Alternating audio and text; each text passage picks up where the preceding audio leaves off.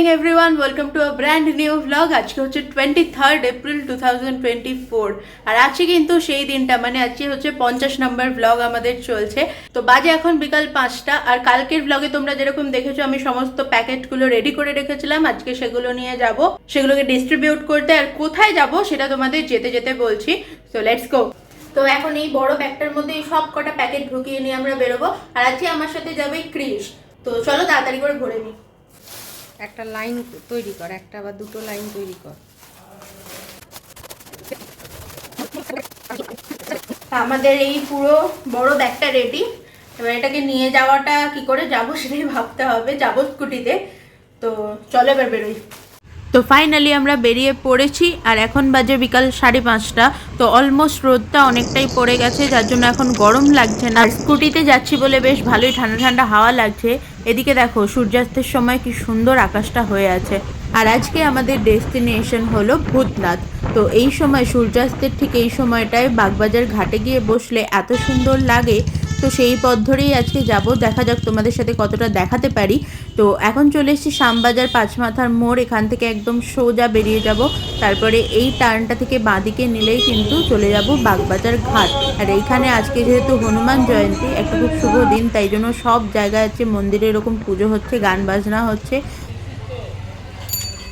বলতে বলতেই আমরা পৌঁছে গেছি বাগবাজার ঘাটে। আর বাগবাজার ঘাটের সাইড দিয়ে যে রাস্তাটা, সেই রাস্তাটা ধরেই সোজা চলে যাবো আজকে ভূতনাথ মন্দিরে। আর এই হচ্ছে সেই নর্থ কলকাতার আইকনিক বাগবাজারে গঙ্গার ঘাট। এত সুন্দর এই ঘাটে বসে ফিল হয়, সুন্দর ঠান্ডা হাওয়া দেয় গঙ্গার উপর থেকে, জাস্ট অসাধারণ একটা পরিবেশ। আমি তো কলেজ লাইফ থেকেই এখানে আসি। তোমরা কারা কারা এখানে আসো বা তোমাদের এখানে আসতে ভালো লাগে অবশ্যই সেটা কমেন্ট করে আমাকে জানাবে। আর আজকে আমাদের সমস্ত কাজ হয়ে যাওয়ার পর যদি হাতে কিছু সময় থাকে, তাহলে ইচ্ছা আছে সন্ধেবেলা একবার এসে এই ঘাটে বসবো, আর তখন তোমাদের সাথে শেয়ার করব সন্ধেবেলা এখানকার ভিউটা কেমন লাগে। First two plates done. হ্যাঁ, first done. Let's go. More to go. Yeah. 18 more to go.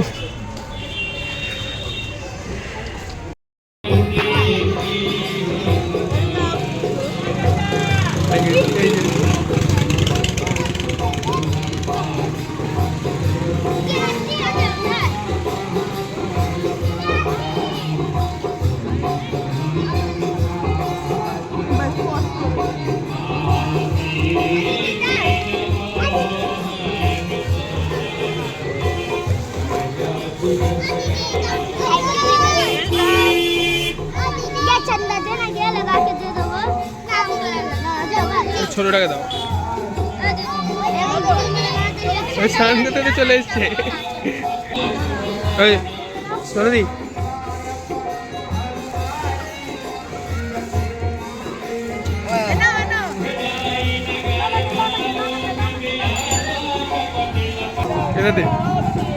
এখানে বেশ কিছু জনকে দিলাম। এবার এখান থেকে চলে যাব ভূতনাথ মন্দিরের সামনে।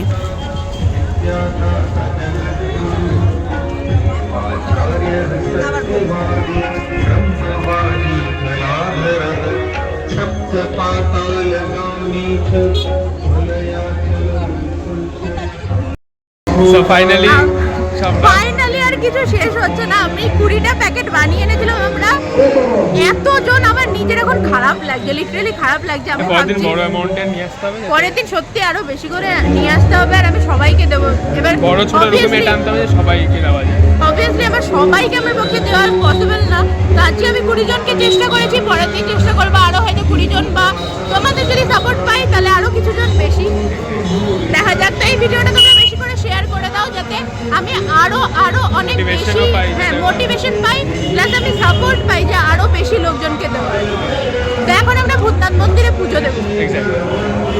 এই জায়গাটা সবসময় সুন্দর, কিন্তু আজকে যেহেতু হনুমান জয়ন্তী, সেই জন্য এত সুন্দর করে সাজিয়েছে। আর আমরা ভূতনাথ যাওয়া মানেই 58 নম্বর স্টল থেকেই আমরা সমস্ত জিনিসপত্র নিই।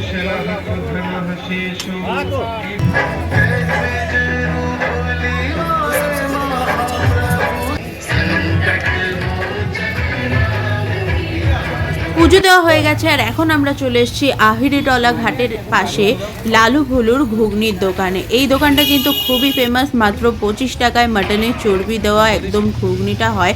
দেখতেই পাচ্ছ, যেই না ঢাকনাটা সরালো একটা সুন্দর স্মেল কিন্তু আমার নাকে এসে হিট করলো, জাস্ট অসাধারণ। তো আমরাও এখান থেকে নিয়ে নিয়েছিলাম 2 প্লেট খাসির চর্বিওয়ালা ঘুগনি।